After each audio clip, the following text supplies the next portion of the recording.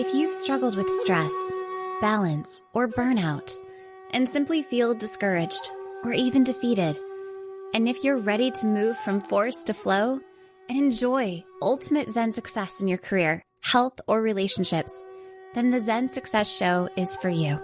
Your host, Carissa Sims, is an entrepreneur, corporate consultant, best-selling author, meditation teacher, and healer who has found her own Zen success. Here's your host, Carissa Sims.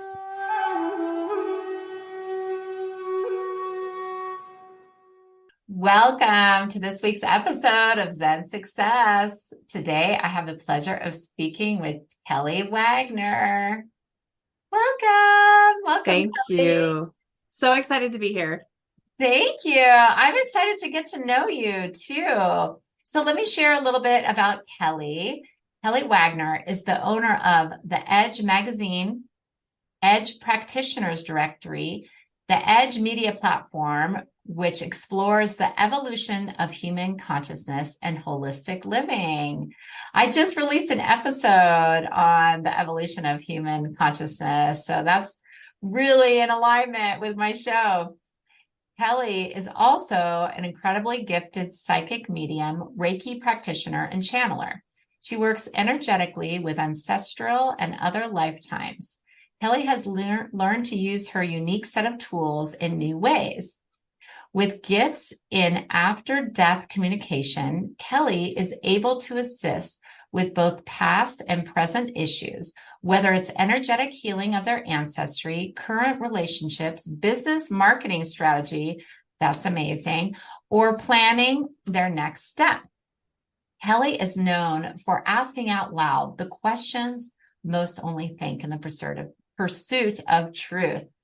She dials in and sees a yellow brick road that allows her to see the path so her clients can follow their goals and live the optimal life.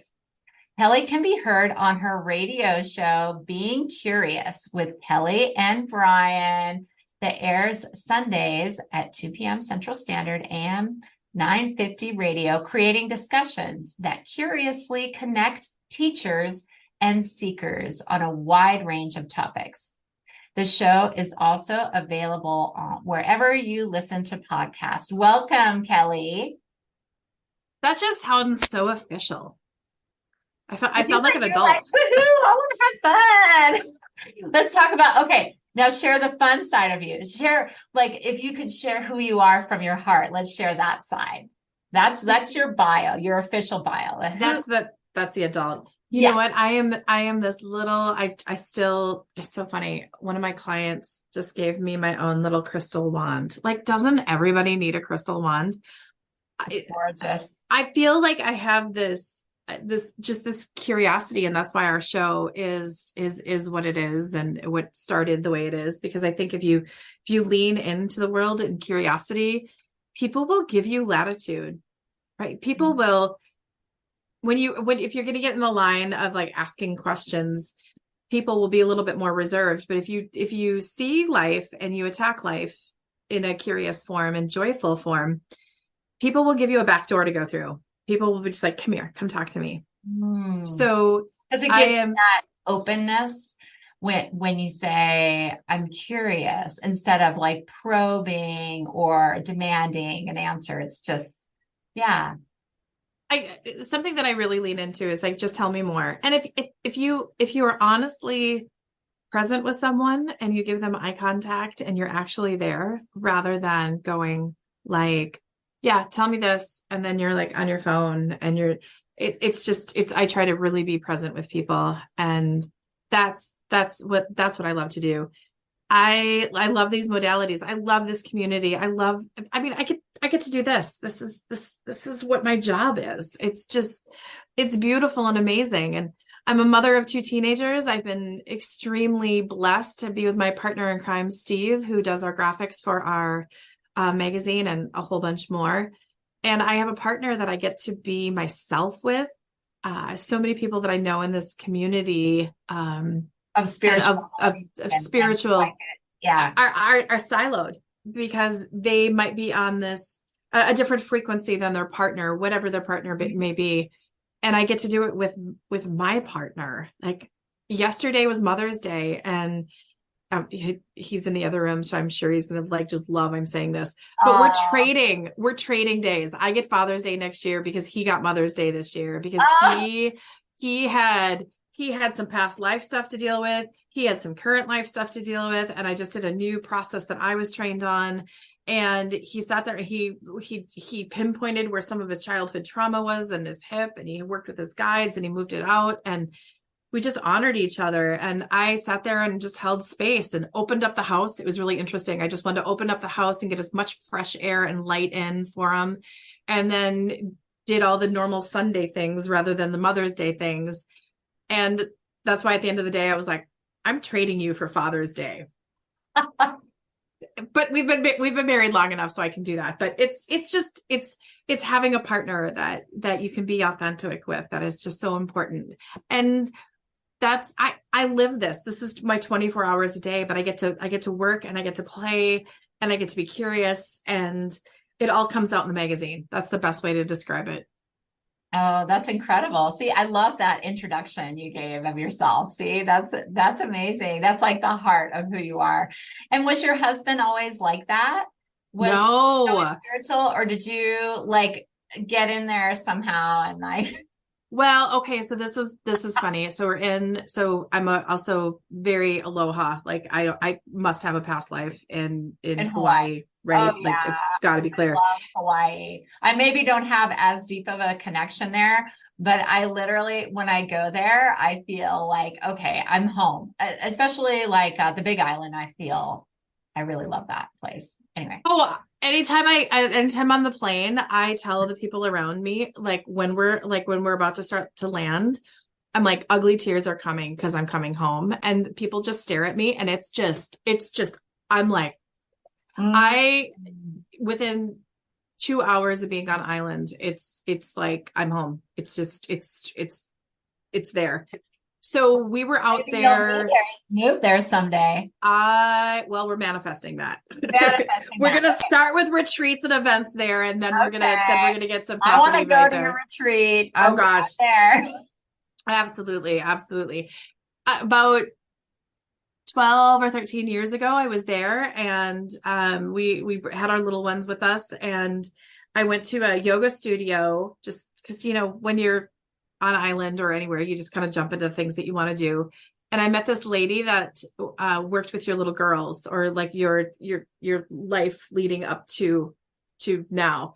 And I was curious. So I was like, oh, I've never heard of this before. Okay, let's do this. So I sat in this yoga studio, and she brought in all my little girls and opened Pandora's box on a couple items. But at the end, she said, if your husband doesn't get aligned with what you're doing and where you're going, you will get divorced within the next year. Oh, and I'm like, okay. I thought that was pretty bold.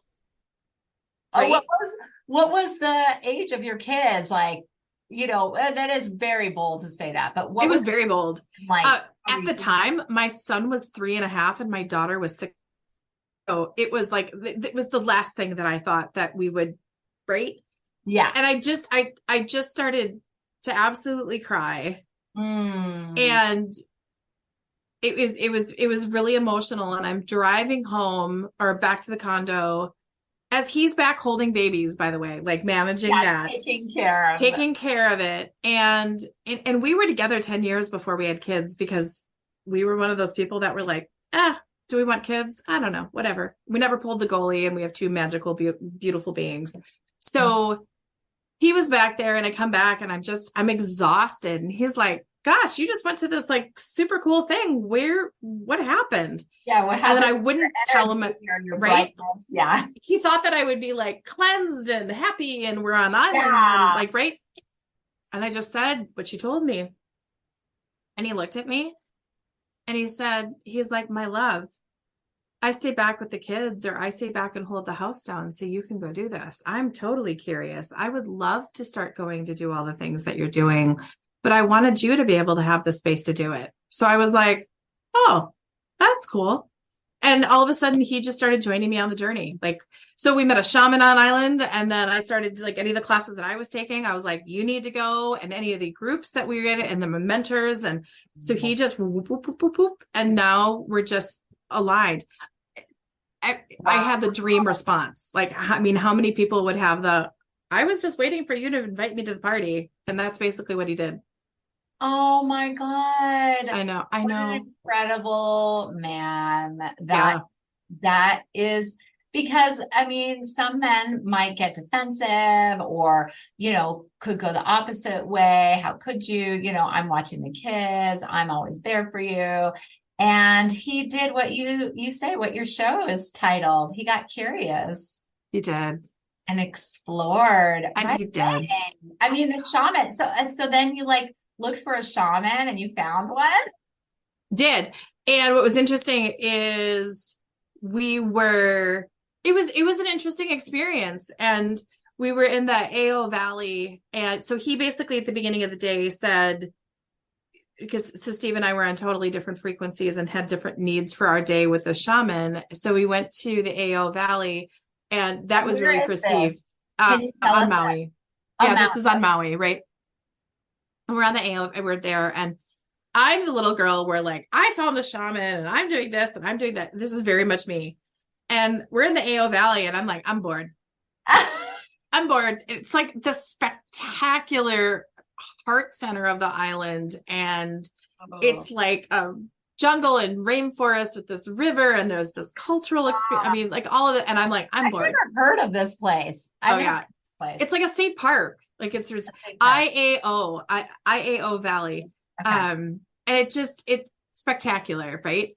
So I'm there 15 minutes, and then I'm going back to the parking lot going okay, I'm bored. Let's do this. Right. And it was so for Steve. It was so, and the shaman was with Steve and working with Steve. And it was interesting because he was in this space having a very emotional moment. And I, as his wife, came up to put my shoulder or my hand on his lower back, and the shaman removed my hand. And I just was like, oh shit. Okay. Excuse my language. I was just okay, I'm bored. I want to leave. I just came to comfort my husband. I'm pulling the ripcord. This is stupid. So knowing enough, I pulled back and I went and made myself scarce until he came out of the experience. And then the shaman pulled me aside and was just like, you weren't supposed to comfort him. He was supposed to be feeling it. He was supposed to be doing this. And you, in this moment, even though you didn't mean to, you were trying to make this about you. And I was like, what? No, you don't understand. And then I was like, oh, maybe I was. Okay. Right. So we left there, and then we had lunch, and he said, okay, now the morning was for Steve and the afternoon was for me. And then he brought us to this special part of the island where you had to go through all these hills and valleys and all this stuff to get to. And it was this old remains of this, I want to call it a house or a temple, or it was something I can't remember, but they only had that much of the rocks left of it. So all that was left of this structure. And there was an opening, a little tree, and then an altar. And he made us have some salt, and we had to ask permission to go in there. And there was, by the way, chickens and roosters running around. That'll come back in the story. So I put my salts down, and I get a yes, and I go in there, and I sit down. And then my husband did the same thing, and he sat down. And then the shaman did the salts, and he got a no. He was not allowed to enter the space. And I was like, okay. So he kind of walked around, and I'm not knowing this during it. So I go find a tree. I see a double rainbow, which is my grandmother coming to me. So it was just amazing. And we're there for an hour. And I'm like, okay, this is what I needed. And then my husband, and then he told us, when you leave, walk around the structure. I think it was 3 times. And then I'll meet you at this meeting spot. God. And by the way, I love how you just slept over. I saw a double rainbow, and that was my grandmother. Oh, yeah. I've only seen 2 double rainbows in my life. And it's just so incredible. Well, okay. Side note. Side note. Double rainbow. My grandmother said she'd come back to me in rainbows when she passed. So when I was, oh, you'll like this one. So graduating from high school, my husband and I went to the same high school, and I graduated a year after him, and we were supposed to have our ceremony outside. Then it got moved into the gym of the high school. And then, of course, my phone goes off, and I totally thought I had it muted. That must be that I'm validating my story. Okay. So I was supposed to be outside, then inside, then moved outside at the last minute. And then it was rain clouds and raining and all that fun stuff. And then right when I get off the stage, there is a double rainbow. And the first person that gives me a hug is my future husband, who we were acquaintances. We did not, we knew each other in high school, but it was not like this connection. So I get off the stage and he gives me a hug, and I was like, oh, thanks. Like, I didn't even know why he was there, but okay, great. So that was kind of fun. And I just was like, oh, cool. Double rainbow. Great. I didn't put two and two together. And then at our wedding on Maui, on a cliff, we had a double rainbow. Oh, you're right. You had to share that. I was like, I'm not letting you get away with sloughing that off. The double rainbow. And then I get rainbows all the time. So I know so one time I was actually with my mentor in a session, and and then I was in California for a really stressful photo shoot for my previous job. And I get up in the morning and I'm walking out of the hotel, and there's a double rainbow. And I was really nervous about the day because I was at an industrial plant. I was going to be shooting in this large warehouse, like really high up. It was a crazy day. And I just was like, I got the double rainbow. So I met with my mentor afterwards, and I was like, okay, is this my grandmother? And I, of course, get the yes, but because yes, I'm intuitive, but sometimes you kind of, sometimes things, yeah. Right. When you're reading yourself, it's easier for someone else to, yeah. Yeah. And she's like, and it was really funny because I asked, are these double rainbows from her? And she just matter-of-factly said, well, no, but I just made sure you saw them. I was like, your grandmother did. Yeah. Just want to make sure you saw them. I was like, okay. It's just, the rainbows come. And it's so beautiful. Like a coincidence. And then her energy is like, okay, look, right? Just look. Just look. But we've been traveling to Wyoming, and we're going to go see some sick family members, and we're pulling over the mountains and coming in, and we saw double rainbows. I mean, I get double rainbows all the time. It's just, oh my God, it's amazing. And it just makes me just like filled up and believe in our guides, and believe in that we're just, there's us on the earth plane, but we're never alone. We have beautiful people around us and souls around us here, there, and everywhere. And it just makes me smile. That's amazing. And also to believe in miracles. I mean, because I think like a double rainbow, I mean, you see them all the time, yet you still appreciate them. You still appreciate this. And for me, like I had never like set that intention to see double rainbows, but I mean, that's part of your life. And that's so incredible. Maybe I need to start setting that intention because I do love them. But there's birds, there's angel numbers, there's so many beautiful serendipity. She just set the intention before she transitioned. It was like, I'm going to come back to you in rainbows. Okay. You come back to us in rainbows. Do it. Awesome. Okay. So now we can go back to your story, since I got a little distracted from the double rainbows, which is fair enough. It's a good story though. It's amazing. I love that, how you met your husband and everything. So now let's go back to Hawaii and the park. And so the shaman doesn't get in. He's walking around. Yeah. So I'm sitting there before I leave, and the roosters and the chickens start coming up. And I'm sitting here going like, I'm not a farm girl. I'm all about animals, but I'm sitting there by what? Where do you live? Minneapolis. Oh, yeah. Right. Well, and when like chickens and roosters start like coming up, you just kind of get a little like, okay. So I'm just energetically protecting myself, and it's all good by the tree. And then the roosters and the hens just kind of come around me. And now I didn't have my phone at this, or I would have normally been like roosters and chickens as spirit guides or a message from that, but I didn't, because I was with a shaman on a cliff in Hawaii. Didn't need the phone. I think you did the right thing. I think so too. I'm hoping. So they just kind of came around me and were peaceful. And then I just held my space and they said, hey, and then they walked away. And then I leave and I do the little thing around and I meet up with the shaman. And then at that time, he's like, I was told not to come in. I was like, okay, I was wondering. And he's like, I've never seen the chickens. He's like, I come here on a regular basis with clients and I've never seen the chickens and roosters actually come into the space and then actually peacefully come up to a person during their time there. So there's some beautiful message from you from that. I'm like, okay, that's cool. And it was just cool. I mean, it's all these beautiful things that we get to experience that are my everyday. And it's fun. Oh, I have so many fun little stories like that. It's just like, yay. Yeah. And that's why you have all these like incredible avenues, like your radio show and your magazine. So that's incredible. So tell me about your kids. Did they absorb this spiritual life as well? They do. So my son's 16. So go with a 16-year-old. What's funny is like his girlfriend is really into crystals and like, so she's really curious. So he doesn't lead with, hey, my mom's a psychic medium, which is super cool. Like I love the magazine. I'm a publisher of a magazine. Cheers. He's open to it, but he's kind of observant, but he's not, I don't think he's embarrassed by it. He's completely dialed in, but just kind of reserved.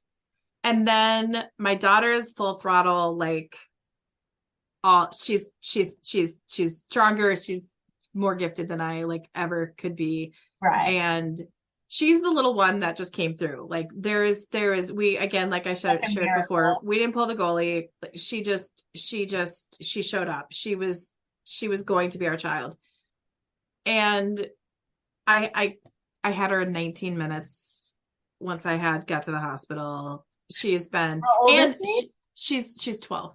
Oh, 12. They put her on my chest and she did this. She went up like it's an up dog and looked around, held her head up and did that to the room, like a minute old. And I was like, and the nurses, I just remember the nurses gasping, like this baby's doing this. And then I handed her to my chiropractor who does energy work. So Brindley got like right out of the chute. She got work done and energy work was like brilliant. Like, right. And she's just gifted. And she's a force. I tell people that she's going to be a rugby playing stripper as she goes to law school, because that's what she's going to be. But she's extremely dialed in. She does energy work. She knows how to she talks to her guides. So she has Linda and Tom. Okay. They are her parents from her previous life. And we invite them in all the time. So people like they talk about their imaginary friends. Oh no, we invite them in. And we're like, Linda, do you have any insight for today? I mean, I don't say it in like a sarcastic way. It's just like, Linda, I need help because Brindley is being Brindley and I need some insight and help. I do believe that my daughter lived in a very affluent life. And I don't say this in jest. Yeah. I'm sorry to laugh, but I'll have to share my experience after. Oh yeah. Well, please. I believe that she was, I don't want to say it doesn't have to be royalty, but she definitely had some really nice lifetimes where she didn't have to lift a finger because she just does not get that she has to clean her room and she has to clean up after herself and contribute to the house with chores. I mean, and it's not just this lazy, it's just that it's like so new to her. And we like this weekend had the discussion. There's no maid. You need to contribute. You need to do chores. You chose this life. You chose me as the parent this time around. So let's have the human experience. And she looked at me, rolled her eyes like a 12-year-old, and then went and did her chores. Yay, go mom. Oh gosh. You get a gold star for that one. Thanks. Oh, right. Oh my God. That is so, like, this is therapy for me, you talking about your kids, because I really think that about my daughter too, is that she was definitely a princess where everybody waited on her. She's always, and the funny thing is that I respond to that energy. I have to watch myself because I respond to it like she's a princess, and her dad too. We're all like, oh yeah, what do you need? What do you need? And my son sees it like, why is Sierra your favorite? Why do you do more for her? But it's just like this frequency from a past life that we are still playing a part in this. And I have to force myself to step out of that and be in this lifetime and be like, okay, you got to clean your room. But, you know, we do every once in a while and one chore a day. So that's our rule around the house. And she's gotten into the pattern of doing that, but her room is a whole nother story. That's another animal. We just dealt with that. Well, her big thing how old's your daughter? She's 8. Okay.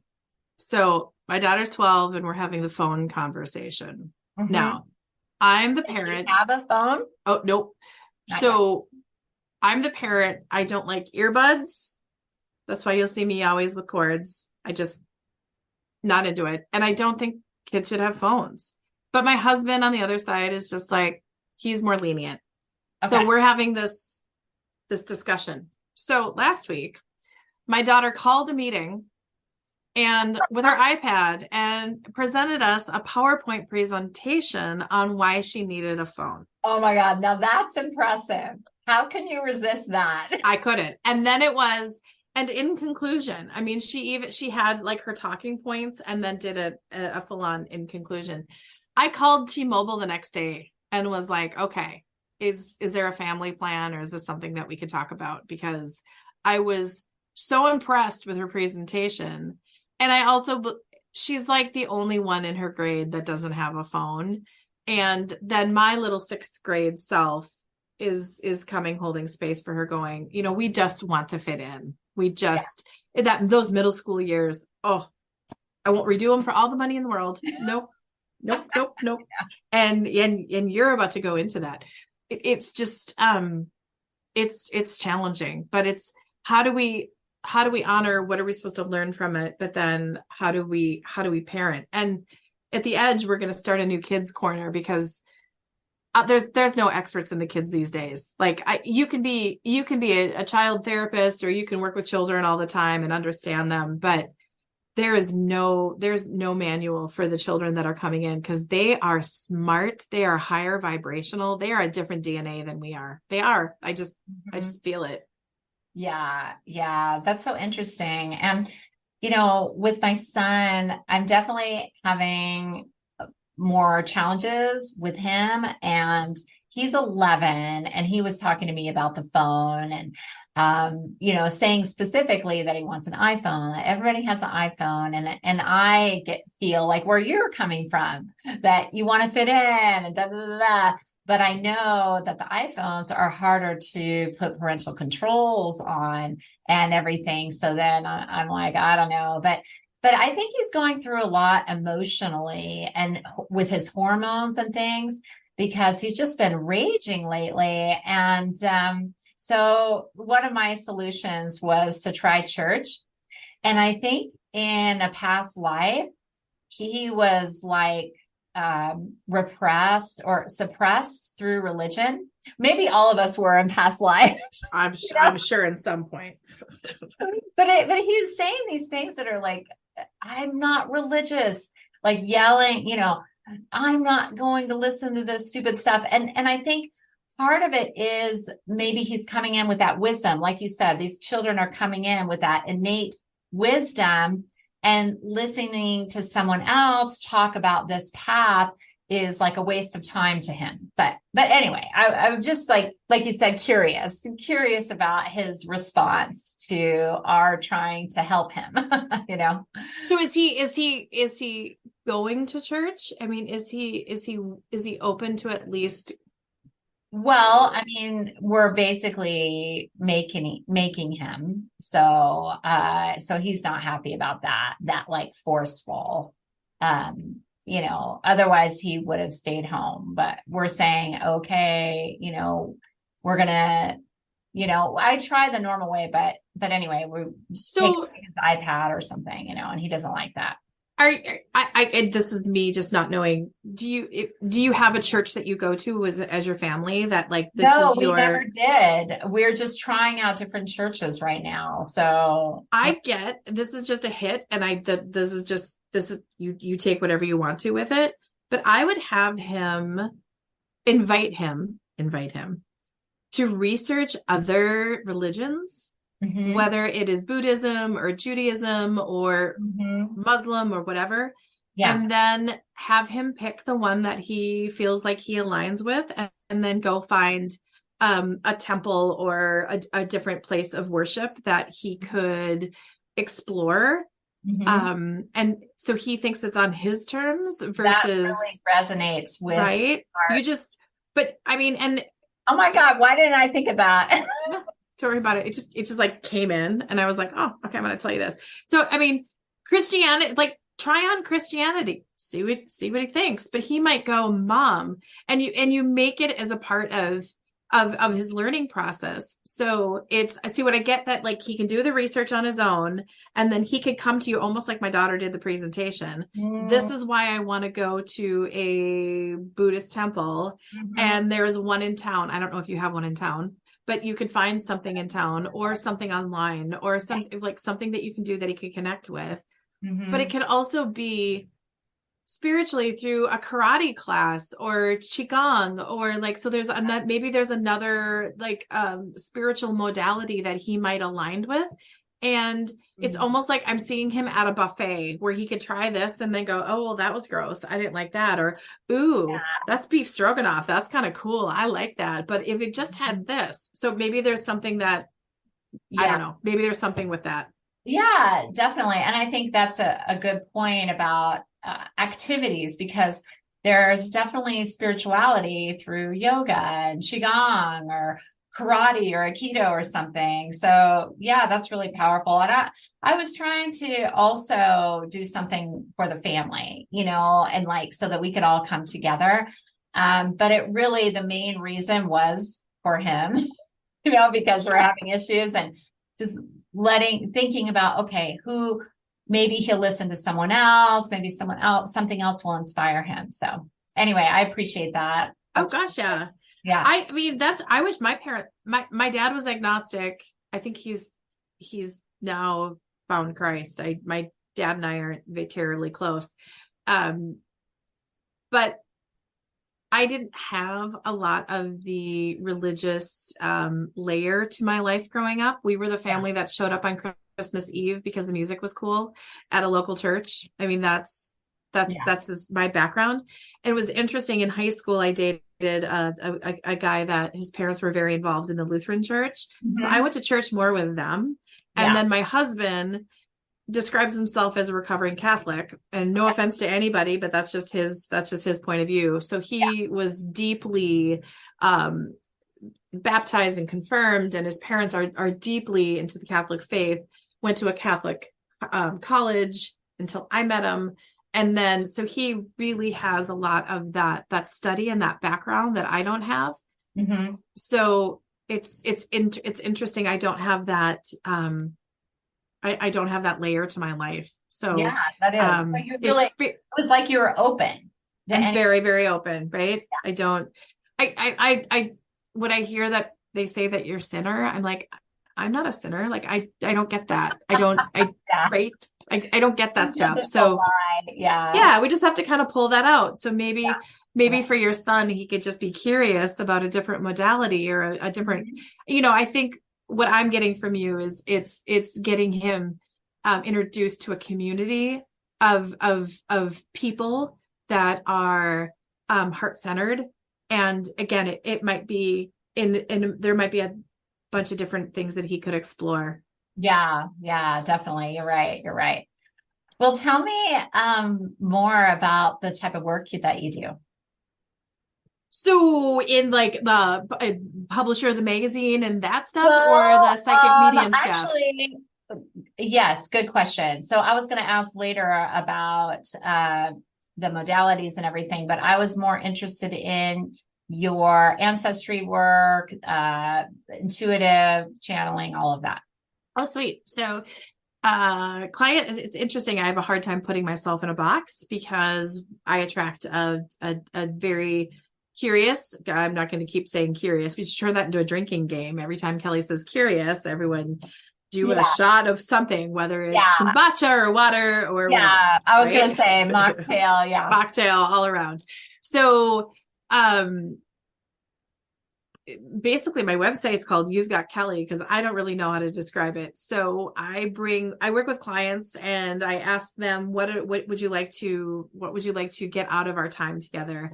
And it could be, I need life advice. I'd love advice. I'm struggling with my job. I'd like to talk to my father that passed. So, I pull in a bunch of different modalities into a session. Most of my sessions are 2 hours and we just go. Most people come with very, very targeted questions on what they want to do and how they want to do it. And I just bring in as like a tour guide of gifts and abilities. And I'm just like the conduit and we can go all over the board. It's not a standard psychic medium session. I dig really deep, and I also have the ability to see and then go down rabbit holes really fast and go really deep. Example, met with a client that wanted to talk to me about her next step in her career. And within 5 minutes, I asked her, so why haven't you forgiven yourself for the abortion you had in college? So it's that stuff where it's like, oh, but we were able to talk about that and she didn't forgive herself and we cleared that. But then went into how she parents her other children. And then she was in working with children professionally. So, I mean, it's like we went to where she was going, went down this rabbit hole that you would never think that we'd go to. And then we built it back up. And then we got to the reason why she was there to see me. Really, really interesting, but powerful experience. And she felt so much lighter at the end. That's amazing because that you actually not only do the reading and saw like that she needed to do the forgiveness for the abortion, but that you actually healed it. Because I sense spirit attachments. That's some of the work that I do. And I can see that sometimes the baby's spirits are lingering and holding them back and need to be released. Some of them don't want to be released, but anyway, I just feel like that's an amazing match because a lot of times people will just do the first part, just do the reading, and then the client will need to get the additional healing to get further along. So that's amazing. And 2 hours, that's significant. Most of the sessions are very significant. What I'll do though is I've been a gallery reader at some events and I'll go to events and do speed reads just to keep myself sharp. It's kind of like practice or play, whatever. I look at it as play, and it's lovely. It's so fun. It's so fun. It's totally fun. It's a little at first it was a little stressful because I do like that. Let's create sacred space and let's dig and let's ask questions and let's bring in your guides and let's bring in anyone that might be a past, an insight. And in 25 minutes or a half hour, you can't do that. Right. So that's a fun of me just again sharpening my tools because I look at that we have tools in our toolbox. Mm-hmm. I do also see that there's a lot of people out there that I've experienced that yes, like you said, they'll open people up and then they'll be like, well, that was fun, great, now send you on your way. Here's some reading, or come back to me and you need to have 10 sessions with me to be doing this, this, and this. And some of the protocols I'm trained in, you don't need to do that, but someone has to be ready. That's the other thing is we're just helping. It's not me. I'm just in the physical form assisting. So, I mean, I have one client that was struggling dating and online dating, and I'm a terrible person to ask because I've been married so long, but he's just like, Kelly, I'm not attracting women. And he went, it's the color of my skin. He's from the islands and down in like Jamaica. And has this beautiful voice and is this just so much to offer. And he went straight to that. And I'm like, oh no, dude, it's not that. It's your anger, and it's the anger that you have towards your dad. So if we can start dealing with that, then you're going to start attracting women. Oh, and he got all mad at me, right? You're a laser. You're a laser. Right. Oh my God. You got right to the issue. Yeah. That is incredible. Okay. And so then what happened? Was he open to you? Absolutely. Totally. And he was actually one of the ones I met at an event, and I never thought that he would actually book a session with me. He booked a session with me after our third session together. We dealt with it. We brought his dad in, and his dad started to talk about his relationship with his father, and in his culture, you couldn't, and his anger, and the culture, you didn't show love. And I mean, it was just this beautiful layer of need of compassion, because he didn't even want to go to forgiveness, but of compassion. And then we just started to work with him and looking at different angles and bringing his mom in, and they had a baby that died. And I mean, so he never got to see his dad at his best. Right. And his dad was passed on, right? He had passed on, correct. And you channeled him, and you channeled him. Does he come through you? He speaks through you, or I could handle it both ways. Okay. You do either way. I'll do it either way. It just depends whatever I'm open to, or just getting the messages. I see a lot of pictures. I'm one of those. I'm a knower and I see pictures. And then we started to work, and he just started to get lighter and lighter and lighter. And yes, he was ready, and he was willing to do the work. So anytime I sent him with homework, he would do his homework, and then he would call me back and we'd have another session. And then finally I was like, let's start talking about dating. And he was all frustrated. And I was like, well, okay, let's get on the earth level now. Get up your profile. I want to see your profile. I want to see the pictures you're using. I want to see your description. Right. Session. And then he's looking at the pictures, and I was like, that's not you. And he didn't want kids. And there's a picture of him holding a baby. And I'm like, I'm going to tell you as a girl, if you're in your profile online and you're saying you don't want kids, but you're holding a baby, there's a mixed message. So we worked on his picture, and then I'm like, let me see your bio. His bio was horrible. Yeah. I was like, let's write your bio. So we channeled his bio. Oh, you did. New picture, new bio. And he uploaded it within 2 days. He had 15 women wanting to meet with him. Wow. And then his next session, he's like, yeah, Kelly, I have seven women I'm seeing. And I'm like, oh, one for every day of the week. Oh, is that all? Is that all? I was like, 7? okay. Wow. And he's like, and then I'm like, so we went with the frequency, and then like, let's set intentions of the woman that you want to be with. And it was just interesting on how we worked on that. And you would never think that was something that we would have in an intuitive session. Yeah, but that's so amazing. It's fun. And you knew that was his next step. That's what he needed. And then what about healing through ancestry? Like how do you do that? Is that what you were talking about when you brought in his father? That, because we can dial in. So my belief and what my training is, so I'm being mentored by Maureen Higgins from Wings of Freedom, and working on our ancestry. I mean, I totally believe that we're here right now in this time. Like, we chose to do a lot of work, like, right? I mean, the energy of the planet, what we're doing, but there's so much that is, I mean, we can even work, 12, 14 generations back, and you see these patterns, and it's just carried over and over and over and over and over. And I truly believe so many of us are here right now with a machete, just going like, no, the time is now. We need to change this. We are not going to allow this to happen to our children. And we're here for change. So it's going back and dealing with some of the ancestral issues that have just been carried on. And it's almost like a baton that it's just like, okay, here you go. Boom. Here's what you're going to do. And they've just been carrying and passing them on. And it's addressing it and then going like narcissism, addiction. There's like all of these issues that are just carried on that we need to stop and pivot and go, we're not going to do this anymore. Mm. Yeah. And so how can that manifest success by healing these ancestral wounds?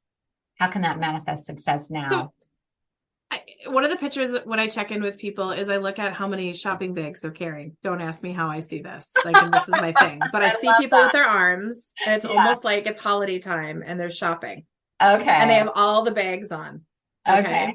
And then I'll ask their higher self, how many of the bags are this person's? And most of the time, 90% of the bags just drop to the ground and they have one little bag left or a couple bags, right? Yeah. Another picture I see is a hot air balloon. So I'll see the balloon, I'll see how much they're firing it up, and then I'll see the basket, and then I'll see how many cement blocks they have around tied to the hot air balloon. So there's so many people, they have this beautiful balloon and they're pulling on the fire and they're pulling on the gas, and then they're tied to it and they have cement blocks all around. So you go to the cement blocks and you find out what each one of them is. And then you deal with it and you process it. And then you get a pair of golden scissors out and you cut it off and it drops to the ground. So those are just some of the pictures that I see to be able to help people with it. And then who's tied to it and all that fun stuff.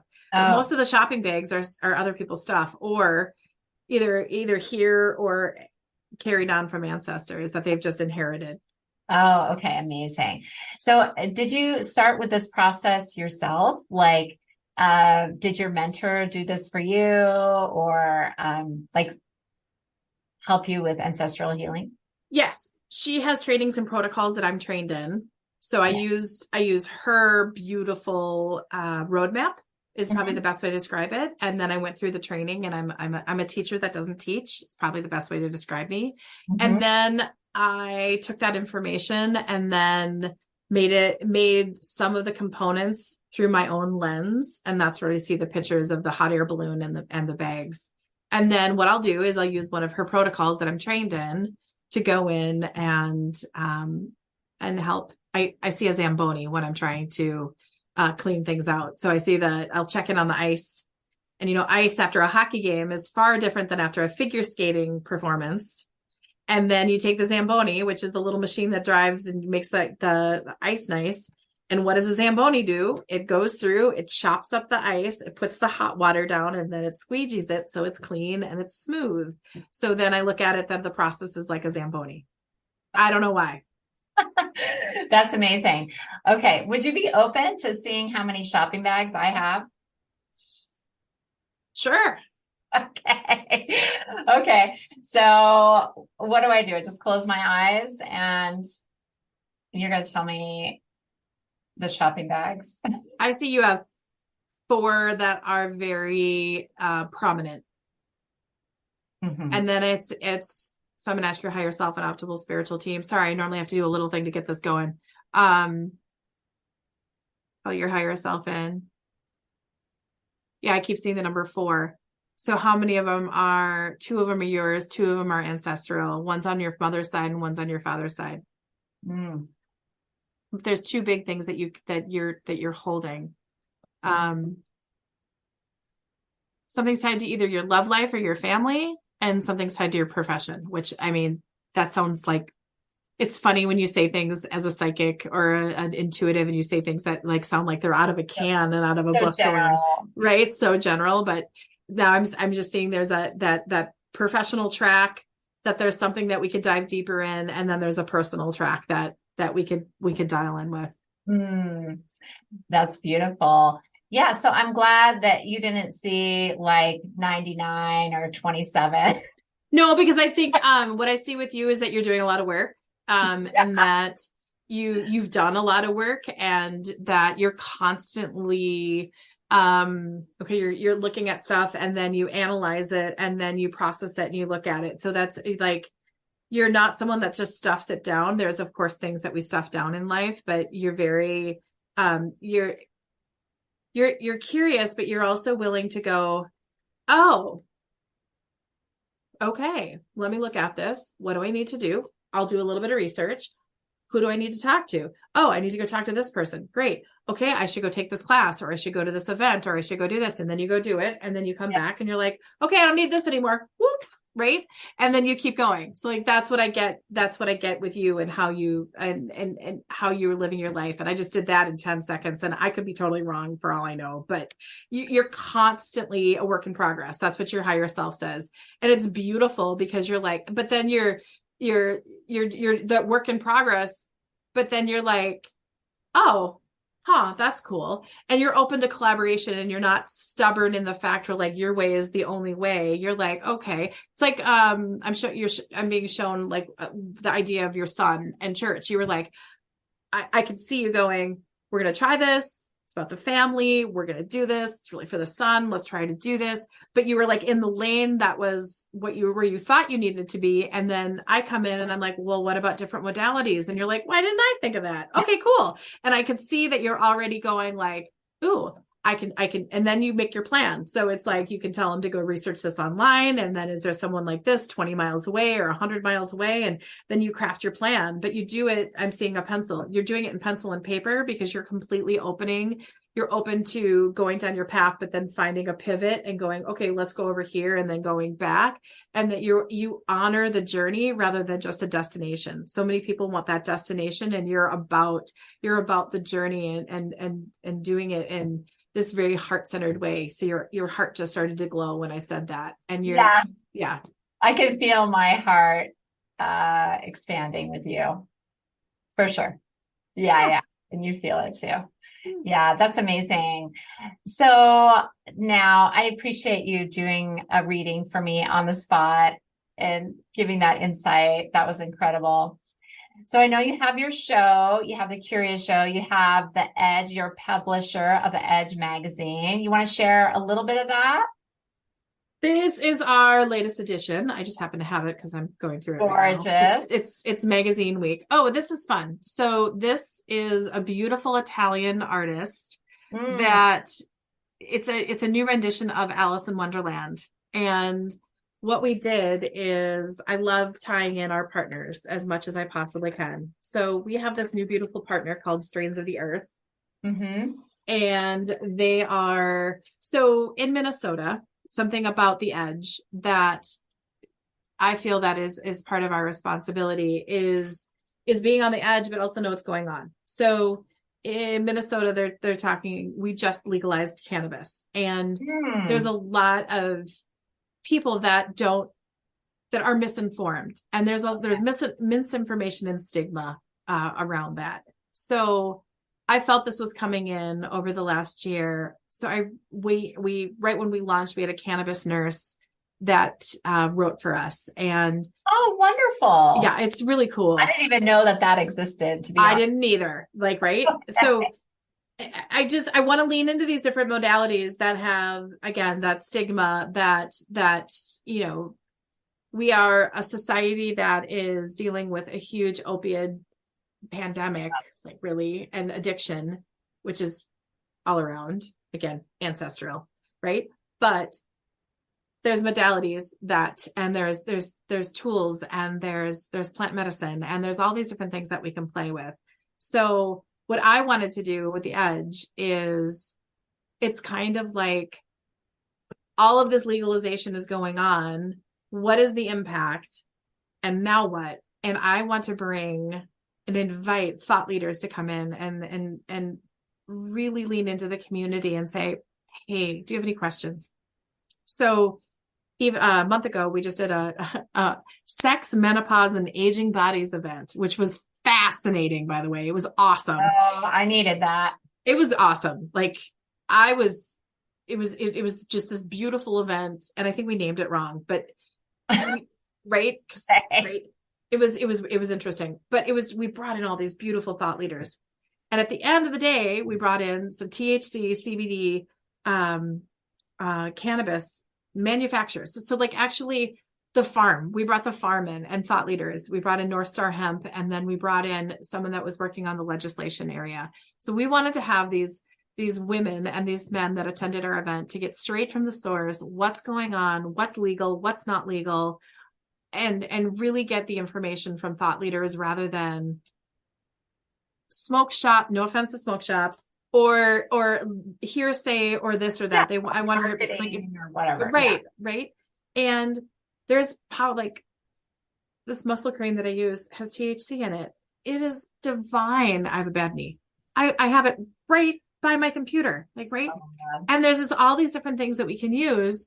And my chiropractor has cannabis cream that she uses on some clients, or even CBD. And clients will be like, you can't use that on me. It's going to show up in a drug test. No, it's not. No, it's not. Gosh, right. Yeah. So It's it's just great. education. Yeah. Yeah. And that's big here too in Colorado. And I, Oh, well, you guys are the pioneers. yeah, we're the pioneers, I meant to say. Yeah. Yeah. But I moved here 4 years ago. So it's becoming like, I'm a Girl Scout mom, and one of the Girl Scouts, she owns a chain of cannabis stores. And she is so knowledgeable about the medicinal properties of it. And so it really shifted my consciousness around the whole conversation. And I think it can be really healing for people that need it. So, but you know what? Our time is up. Oh my God, I could talk to you I could do a 2-hour session. It's been such a pleasure getting to know you. I feel your heart, hearing about your powerful work on the Being Curious radio show with Brian and the Edge magazine. And I'll put your website in the show notes. People can access your incredible resources to live their best life. So thanks for being on my show today, Kelly. Thanks for having me. It was fantastic.